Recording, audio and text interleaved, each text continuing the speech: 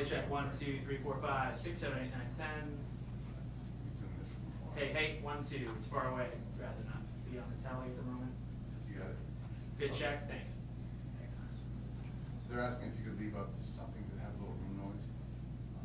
Yeah. Bell, let's keep the lectern up. Thank you. So let it be written. Okay. Thank you.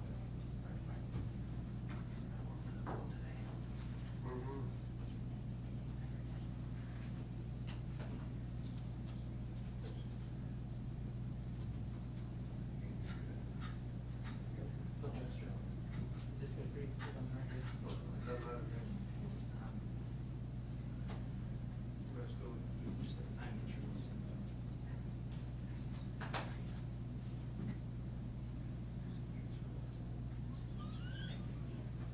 intrigued.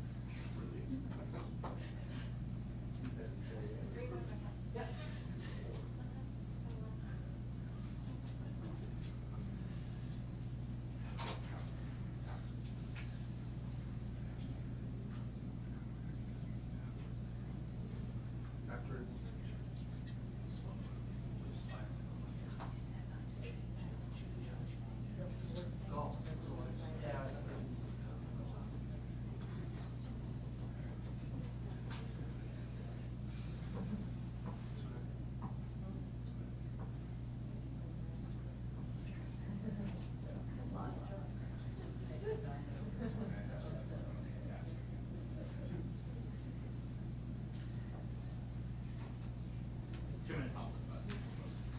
Peter, got that? Yep, got it. 2 minutes.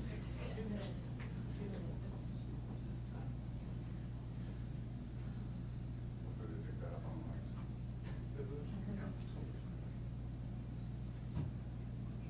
Perfect.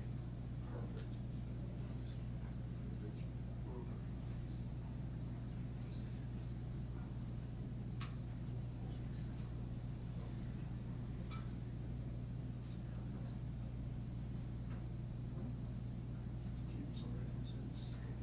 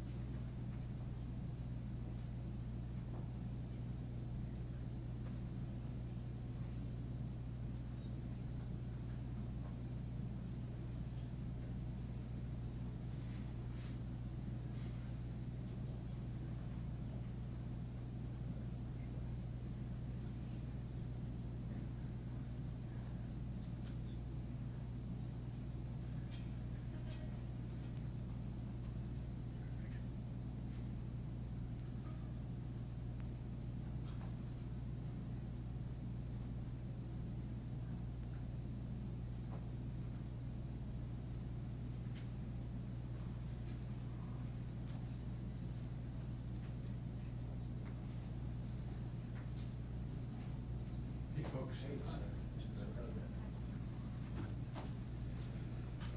I know it's late, but thank you for being here.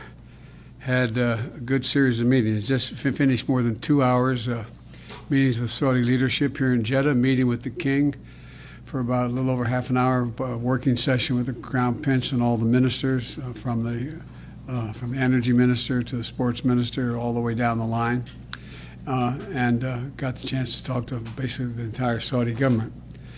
And thanks to many months of quiet diplomacy by the staff, we've accomplished some significant business today. First, as you saw this morning, the Saudis will open their airspace to all civilian carriers.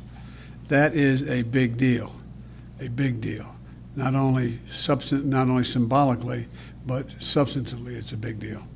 It means Saudi airspace is now open to flights to and from Israel. This is the first tangible step on the path of what I hope will eventually be a broader normalization of relations. Second, we concluded a historic deal that to transform a flashpoint at the heart of the Middle East wars into an area of peace. International peacekeepers, including U.S. troops, will leave Tiran Island in the Red Sea, where they've been for over 40 years since the Camp David Accords. 5 American soldiers died on this strategically located island in 2020, and it's important to remember them today.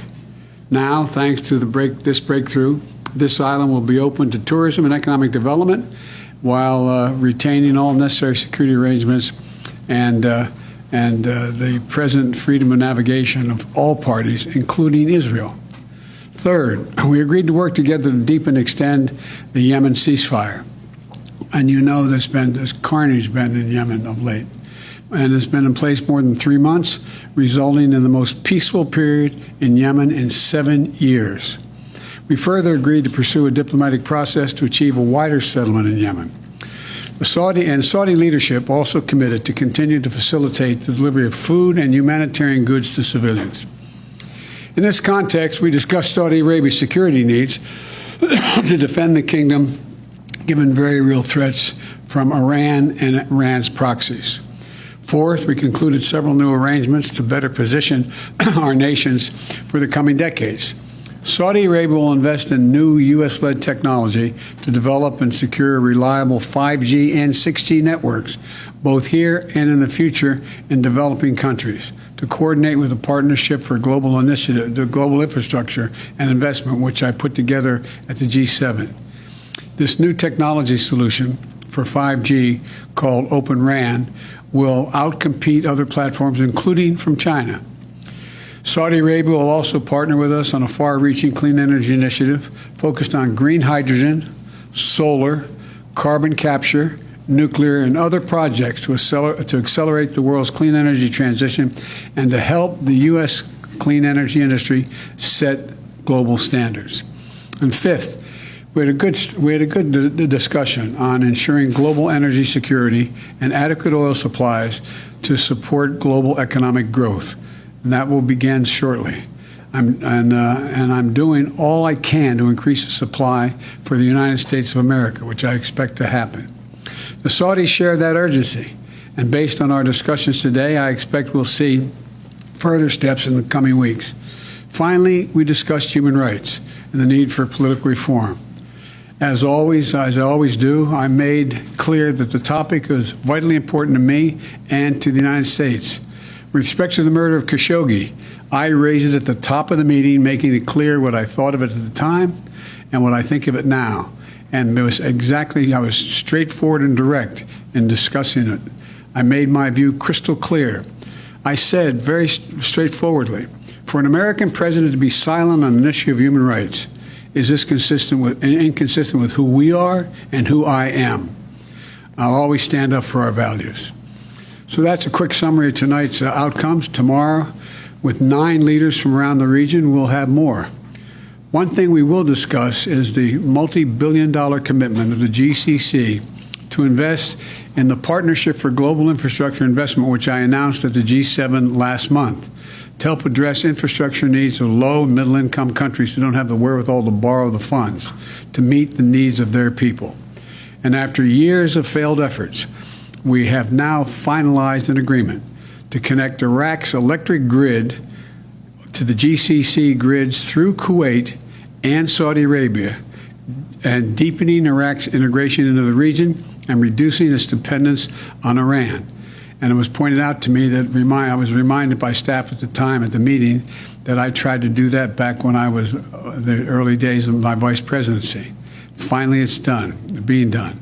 Tomorrow, I'll also be laying out an affirmative framework for America's engagement in the Middle East to build on these important steps going forward. The bottom line is this trip is about, once again, positioning America in this region for the future. We are not going to leave a vacuum in the Middle East for Russia or China to fill, and we're getting results. I'll take a couple questions now. What was the Crown Prince's response to your comments about Khashoggi? He basically said that he was not personally responsible for it. I indicated I thought he was. He said he was not personally responsible for it, and he took action against those who were responsible. And then I went on to talk more about how that dealing with any opposition to or criticism of the Saudi administration in other countries was viewed as, to me, a violation of human rights. There was Sir, nothing specific. Sir, two quick questions, if I may. First, we just heard from Jamal Khashoggi's wife, who said, after this visit, the blood of MBS's next victim is on your hands. What do you say to Mrs. Khashoggi? I'm sorry she feels that way. I was straightforward back then. I was straightforward today. This is a meeting, I didn't come here to meet with the Crown Prince.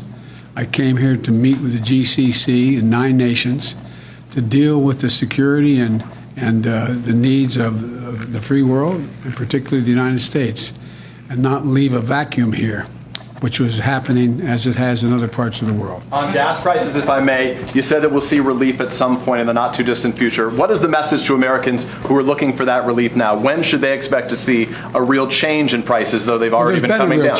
They've already been coming down. That's right. They've been coming down every single day, to the best of my knowledge. When will we see the impact of this visit? I suspect you won't see that for another couple weeks. And we'll see more when we see gas stations start to lower their price consistent with what they're paying for the oil. Mr. President, do you regret calling the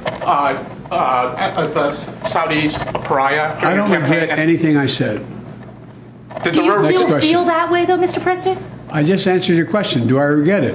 I don't regret anything that I said. What happened to Khashoggi was outrageous. Mr. President? Yes. You're coming under a lot of fire for your fist bump with the Crown Prince. I just wanted to give you a chance to respond to that. But also, how can you be sure that another incident, another murder like Jamal Khashoggi's won't happen again? Well, God love you. What a silly question. How could I possibly be sure of any of that?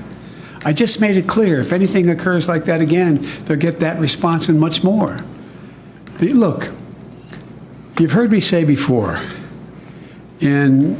when I criticize Xi Jinping for slave labor and what they're doing in the western mountains of China, and they said I had no right to criticize China, and I said, look, I am President of the United States of America. For the United States President to remain silent on a clear violation of human rights is totally inconsistent with who we are, and what we would do, what we believe. And so I'm not going to remain silent. Can I predict anything is going to happen? Let alone here, let alone any other part of the world? No. But I don't know why you're all so surprised the way I react. No one's ever wondered that I mean what I say. The question is I sometimes say all that I mean.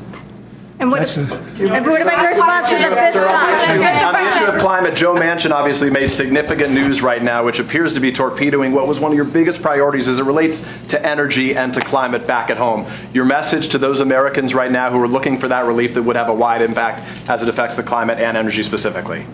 I am not going away. I'm going to use every power I have as president to continue to fulfill my pledge to move toward dealing with global warming. Thank you very Mr. much. President, is Joe Manchin negotiating in good faith? I didn't negotiate with Joe Manchin. I have no idea.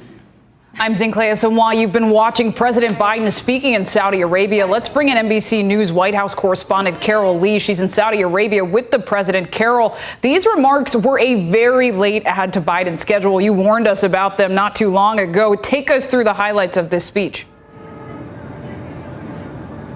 Yeah, that's right. They were added at the very last minute. The president there, the highlight of his remarks was that he raised the murder of Jamal Khashoggi. He's, according to the president, at the very top of his meeting with Crown Prince Mohammed bin Salman. That was a big question going into this meeting. The president did not commit to doing that ahead of that publicly, but he said that he did. And I'll tell you some other things that he said. He said he told him what he thought of that murder then and what he thinks of it now. He went on to say that human rights, the idea that that wouldn't be raised by an American president, is antithetical to American values. He called the killing of Jamal Khashoggi outrageous. And he also said, and this was very interesting, that the Crown Prince's response was that he was not responsible for the murder of Jamal Khashoggi. Now, that is very much at odds with the own U.S. intelligence report that says that the Crown Prince actually ordered and approved the killing of Jamal Khashoggi. And the president said that he responded to the Crown Prince saying that he thought he was responsible for that murder. And the Crown Prince said that he had taken action against those who were responsible for it. The president saying it was a violation of human rights, raising concerns. One other thing he said about this issue is that he was asked if he could guarantee or commit that this wouldn't happen again, got any commitment along those lines. And he sort of laughed that off announcement said, as if I could promise that. That's not realistic. Among other things that he talked about, he really tried to, in the sum of his opening remarks, justify this trip. It's been under a lot of criticism. He has taken it from Democrats, from the fiance of Jamal Khashoggi. He was read a tweet by her where she said the blood of the Crown Prince's next victim is on the president's hands. He said, I'm sorry she feels that way. That was to our own Peter Alexander. And then he went through a number of things that he says he got out of this. A continued ceasefire in Yemen, a commitment on oil that he says eventually will bring down gas prices and have an effect, he said, in coming weeks. Carol Lee in Saudi Arabia, thank you for that analysis. Let's bring in senior political editor Mark Murray. Mark, what stood out to you about the president's remarks just now? Yeah, and again, Carol had just a fantastic recap of those brief remarks and the questions that he answered from reporters, including our own Peter Alexander. I mean, what stood out to me was that the president did not say that he ended up regretting saying that Saudi Arabia needed to be a pariah regime after the killing of Khashoggi, and that he did not regret anything. And of course, as Carol ended up saying, that the president saying, I brought up this at the very top of the remarks. But maybe what stood out to me most was the rationale for why he's in Saudi Arabia, why there was the fist bump with Mohammed bin Salman, and that is that the president said that you can't leave a power vacuum in Saudi Arabia, in the Middle East. And he didn't say it during this particular time, but the context is really important given the energy strains now that are coming, particularly in the war in Ukraine. And so the president here was actually doing some realpolitik, some diplomacy. And sometimes when it comes to realpolitik, even people who are unsavory figures, people that you might have castigated in the past, but they might be your allies on something going forward. And so that was, to me, maybe the big subtext of his remarks. And Mark, what's your assessment of the trip so far? I mean, we heard a reporter press Biden asking when we can expect to see results from this trip. He said in a couple weeks you can expect to see impact. But what do you think it will be? Yeah, and that's a great question. And we have seen oil prices come down over the last several weeks, and that is notable. And if they continue to come down, that'll be a nice thing that the White House can kind of take forward. Now, it is worth noting that gas prices and energy is the only commodity that's on the increase right now. And you ended up having the numbers from the Bureau of Labor Statistics showing that inflation as a whole grew 9.1 percentage points over the last 12 months. But if that continues to go down, that's a potential feather in their cap. But I think as you pointed out, and even the president said, this is not going to be immediate, and we're going to have to wait and see. Mark Murray with the important political analysis. Thank you so much. And thanks to everybody for being with us this hour. I'm Zinklea Samoa. Meet the Press Now is up next.